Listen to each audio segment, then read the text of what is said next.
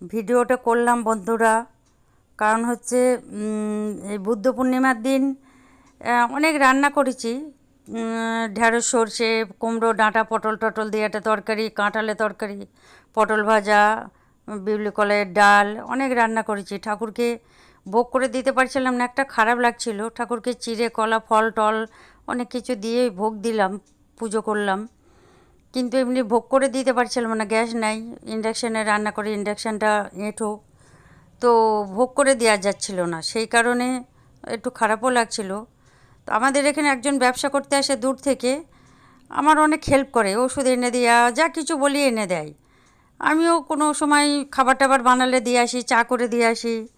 তো বুদ্ধ পূর্ণিমার দিন হঠাৎ করে উনি বলছেন, আগের দিন খুব ঝড় বৃষ্টি হয়েছে, বাড়ি যেতে পারেননি, তো বলছেন ম্যাডাম একটু খাবার দেবেন। তাই আমি হ্যাঁ, রান্না তো হচ্ছে, ঠিক আছে, কেন দেবো না। তো খাবারটা ওনাকে দিয়ে এসে আমার খুব ভালো লাগলো যে ঠাকুরকে ভোগ করে দিতে পারলাম না, মানুষ রূপেই ভগবান। তো খাবারটা দিয়ে আমার খুব শান্তি লাগলো মনে, তাই ভিডিওটা করলাম বন্ধুরা, চ্যানেলে ছাড়লাম, শেয়ার করলাম আপনাদের কাছে। কেমন লাগলো জানাবেন, এইটুকুনি আর কি।